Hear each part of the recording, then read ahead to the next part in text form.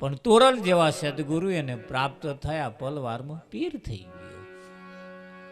ગયો. અંગુલીમાન નામનો રાક્ષસ, અંગુલીમાન નામનો રાક્ષસ જેન મળે અને બસ અંગૂઠો જ કાપી લેવાનો,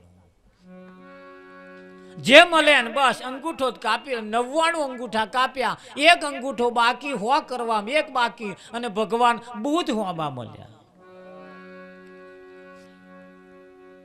જંગલની અંદર ભગવાન બુધ ભૂલા પડ્યા રહીને જતા હતા, અને પેલા એ બૂમ પાડી કે એ સાધુડા ઉભો રે. ભગવાન બુધ ના ઉભા રહ્યા. એ ઉભો રે, ખબર નહીં કે હું બૂમ પાડું છું, તોય ના ઉભા રહ્યા. કેટલી બૂમો પાડી પણ ભગવાન બુધ ના ઉભા રહ્યા, ના ઉભા રહ્યા, ના ઉભા રહ્યા. આખરે ચેડે પડીને આગળ ફરી વર્યો કે છે સંભળાતું નહીં, હું ચાલો બૂમો પાડું. કે છે શું ભાઈ,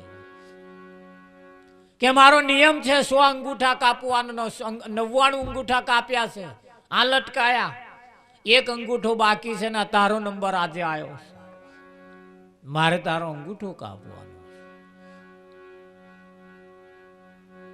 ભગવાન બુદ્ધે કહ્યું કે કાપી લે, કશો વાંધો નહીં, તારો નિયમ હોય પૂરો કર. પણ એક કામ કર, અંગૂઠો મારો કાપતા મોર, મને એક મારું કહું એટલું કામ. કે ના, એવું કશું હું કોઈનું કામ કરવા તૈયાર નહીં, કે હું કોઈનું કહ્યું માનતો નથી, બસ અંગૂઠો આપી દે એટલે હું કાપી લઉં.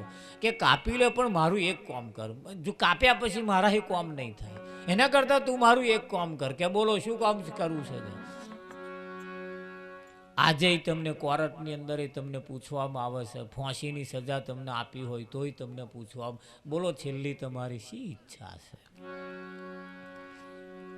આજે આ બેઠેલા તમામને હું કહું છું, તમારી શી ઈચ્છા છે? 7 દિવસથી 8મો દિવસ તમે જોવાના નથી, શી ઈચ્છા છે તમારી? આ બેઠેલા બધા 7 થી 8મો દિવસ જોવાના નહીં, જે કંઈક ઈચ્છા હોય બોલી જાઓ, આજ પૂરી થઈ જાય એવી છે. ધ્યાન રાખજો, પરસેવો ના વરી જાય.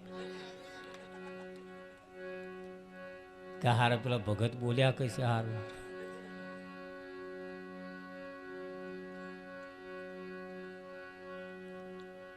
પણ અવરે ગણી જુઓ, સોમવાર, મંગળવાર, બુધવાર, ગુરુવાર, શુક્રવાર, શનિવાર ને રવિવાર, અમે એકાદ દાડ તો તમે ઝપટાઈ જ જવાના છો.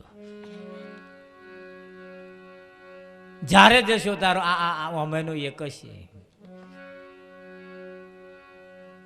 હા, એટલે ગભરાઈ ના જતા પાછા કે હારું અમારે એક જગ્યાએ થયું તેવું.